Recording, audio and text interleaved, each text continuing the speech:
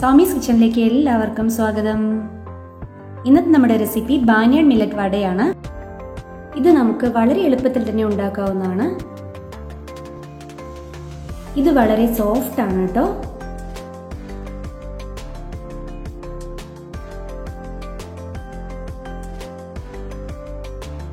ആദ്യം ഇതിലേക്കായിട്ട് 1 cup banyan millet ആണ് എടുത്തിട്ടുള്ളത്.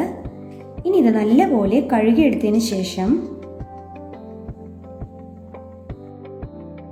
മിക്സിയുടെ ജാറിലേക്ക് ഇട്ട് കൊടുക്കുക.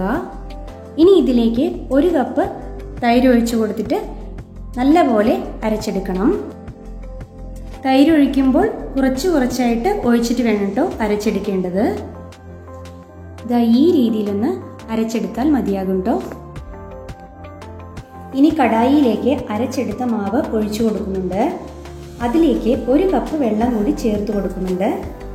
കൂടെ 1/2 ടീസ്പൂൺ ഉപ്പും 4 പച്ചമുളക് ചെറുതായിട്ട് അരിഞ്ഞെടുത്തതും 1 കഷ്ണം ഇഞ്ചി വളരെ ചെറുതായിട്ട് അരിഞ്ഞെടുത്തതും 1/2 ടീസ്പൂൺ കുരുമുളക് പൊടിയും 1 ടീസ്പൂൺ നല്ല ജീരകവും ചേർത്ത് കൊടുക്കുന്നുണ്ട് കേട്ടോ. ഇനി ഗ്യാസ് ഓൺ ചെയ്തതിന് ശേഷം നല്ലപോലെ ഇളക്കിക്കൊണ്ടിരിക്കുക. ഇളക്കുന്നത് നിർത്തരുത്, തുടർച്ചയായി ഇളക്കിക്കൊണ്ടിരിക്കണം. ഏകദേശം ഒരു 5 മിനിറ്റ് കഴിയുമ്പോൾ ഈ രീതിയിൽ ആവുന്ന സമയത്ത് നമുക്ക് ഗ്യാസ് ഓഫ് ചെയ്യാം. ഇനി ഇത് നല്ലപോലെ തണുത്തതിന് ശേഷം നമുക്ക് ബൗളിലേക്ക് മാറ്റാം. ഇനി ഇതിലേക്ക് 1 കപ്പ് മല്ലിയിലയും 1 കപ്പ് ഗ്രേറ്റ് ചെയ്തെടുത്ത ക്യാരറ്റും ചേർത്തതിന് ശേഷം നല്ലപോലെ കുഴച്ചെടുക്കുക.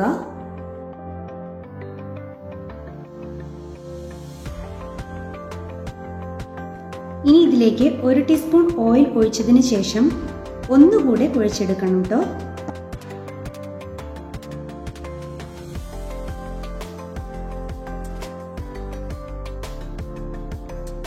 ഇനി കയ്യിൽ കുറച്ച് ഓയിൽ അപ്ലൈ ചെയ്തതിന് ശേഷം കുറച്ച് മാവ് കയ്യിലേക്ക് എടുക്കുക. ഇനി ഇത് ഒരു ഉരുളയായി ഉരുട്ടിയെടുത്തതിന് ശേഷം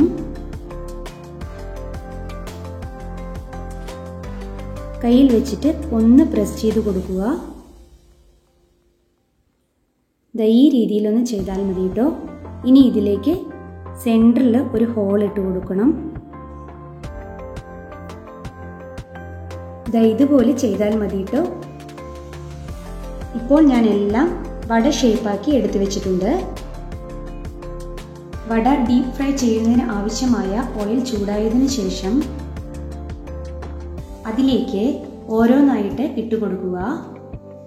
ഒരേ സമയം ഒരുപാട് വട ഒന്നിച്ചിട്ട് ഇട്ട് കൊടുക്കരുത് കേട്ടോ. അത് ചിലപ്പോൾ വേവില്ല. അതുകൊണ്ട് പല ബാച്ചായിട്ട് 4 5 എണ്ണം മാത്രം ഇട്ട് ഫ്രൈ ചെയ്തെടുക്കണം കേട്ടോ. ഗ്യാസ് എപ്പോഴും മീഡിയം ഫ്ലെയിമിൽ ആയിരിക്കണം. അല്പനേരം കഴിഞ്ഞ് വട ഒന്ന് മറിച്ചിട്ട ശേഷം 2 വശവും ഗോൾഡൻ കളർ ആവുന്നവരെ ഫ്രൈ ചെയ്തെടുക്കണം.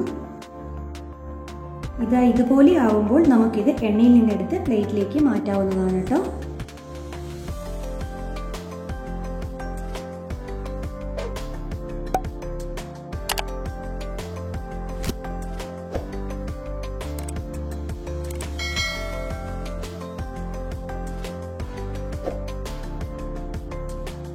ഇപ്പോൾ എല്ലാ വടയും ഞാൻ ഫ്രൈ ചെയ്തെടുത്തിട്ടുണ്ട്.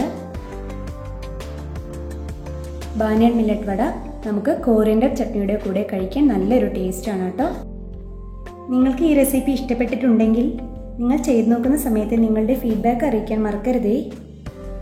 ഇനി നല്ല റെസിപ്പിയുമായി വീണ്ടും കാണാം.